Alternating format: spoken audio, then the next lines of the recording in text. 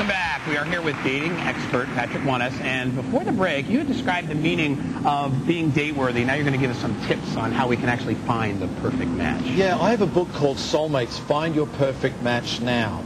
And what I teach is that there are 5 steps to finding your ideal mate, your soulmate, or your perfect match. Okay. Do you want to know those 5 Yes, steps? I mean, it sounds very sort of easy and formulaic. Is that possible? Yeah, it is. I think it's actually important to have a process, and I'll tell you why. If you don't know what you want, you'll never get it. If you don't have a target, you can't hit one. Yeah. So, step 1, and you're going to be surprised by this, establish your list of core values. What's a core value? That means the things, the principles and standards and things in life that are ultimately important to you. You talked about books, so that's one of your values. It may not be your number 1 value. And this is something you've got to sit down and write out. Yeah, I like sports. There's certain things I really like to do, and I'm sure people out there... So when you say sports, you mean playing sport or do you mean watching sport? Being active and watching. In other words, it's the categories sort of across the board, you know. So for you, physical activity is important. Yeah. So you want to find someone that either does that or accepts that in you. What about this whole idea of this tension between opposites attract? No, they don't. They don't. And I'll tell you what, that is true. It's a paradox. It's true and it's false. The only thing of opposites that attract is sometimes in temperament, where they balance each other. But opposite values and goals do not ever work. The primary reason that marriages end in divorce is because of clashing goals and values. So you mean you have to separate things out into maybe religion and political affiliation, those sort of things go into the values category, and then things like whether you're quick-tempered might go into the temperament category. I mean, decide for yourself, you know, like for you it's reading, for you it's sport. Then that's not your only. You want to have a priority list, top 10 lists of goals and value. Things are important to you. That's step number 1. How do you get that information out of people, though? I mean, if you're just dating, how do you pull? I mean, if some people are really private and they won't say anything. Well, because remember we talked about the 3D picture in the first segment, and I'm going to come up to that. But first establish for you what you want, and then it's going to come. So now to help you with the other person, step number 2 is what do you want in your ideal partner?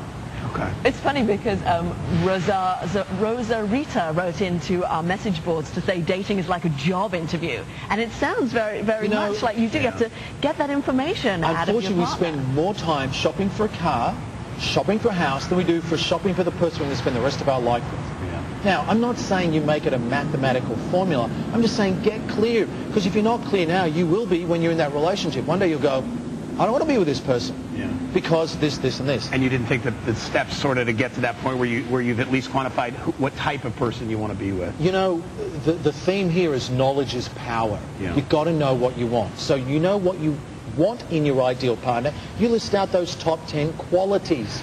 Well, which is more important, the fact that you both like playing softball or the fact that you both are passionate about life, or you have some more intangible... You have to make the decision because that's going to be your prioritized value, all right? So now that leads us to step 3. Step 3 is what do you not want in your partner? And you go, why? That's often easier to identify than what you do. I call that the deal breaker because there is going to be something, the wedge in the relationship that's going to push you apart. There's a reason your marriage didn't work out, and it's not that you were both necessarily bad for each other. It could have been a clash of goals, a clash of values, etc. But there's got to be things that you know, you're clear about. For example, you say, I could never accept someone that does recreational drugs. And you meet this, another way, so you meet the guy that reads books and he's hot, he's everything you wanted. You go, oh, I don't like the recreational drugs, I'll ignore that. God, it's so important. It's so important to be honest because I know at the beginning of my marriage, my ex had children from a previous relationship, and I would have preferred that was something we did together for the first time with one another. So but I accepted it because I fell in love with him, and then later on it became difficult. You ignored something that was really important to you, and that's where it went wrong. How many dates? Because let's say you go. Let's just say for our friends out there, they go out on a date and they meet somebody that they like. There's a couple of things that they're not too sure of. How many dates do you take before you've actually made that decision? You know what? This is just not somebody I can be with. I mean, because what if the first date just is a bad date? Something goes wrong and whatever. All right, then you allow that to happen because maybe they showed up late, something happened, or whatever happened. Tardiness is one of those things you can't stand. I mean, that's okay. If you've got your top 10 list of things you could never accept in your partner, when those things come up, that's when it's time for you to walk. You don't have to say the person's bad. You're just not a fit for each other. All right, step number 4. You now know what your core list of values, what you want from your ideal partner, what you don't want. Step number 4 is, what are you willing to give to the relationship? You've got a child. Yeah. So you've got some limitations. You can only give so much time. You cannot make the other person number 1. Your child will always be number 1. You have to be aware of that in your own mind.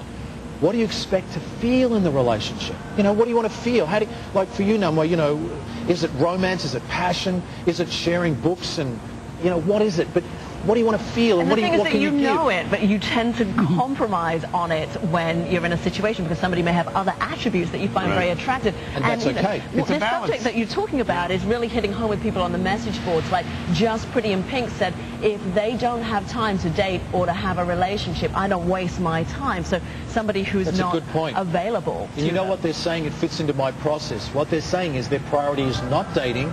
It's their job. It's their career. It's looking after their old, sick grandmother, whoever, whatever it is. I think knowledge is power, right? Yes. You got to really know what you're doing when you go back in. I didn't mean to cut you off, guys. No. Forgive me. Here comes step number 5, the last step, the most important step, which ties back to what we said in the first segment. Become the person you're looking for. Do you mean if you're looking for somebody who... I don't mean you have to become a man, Namway. I don't mean you have to become a woman. That's very inconvenient, complicated and costly. But do you mean like if you want somebody who likes cooking, you should learn to cook? I mean, or do you mean emotionally?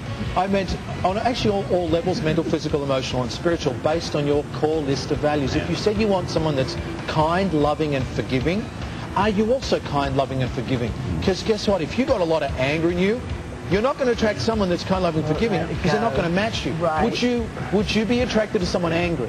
I would not be, and you know this is absolutely key point. Thank you. We could go. We so talk about it all day. much. Thank you, Patrick, so much for being here. Great information. All right. Well, of course, looking good is part of making yourself date worthy. And if you want to look like a Hollywood star, how David Beckham, Brad, Angelina.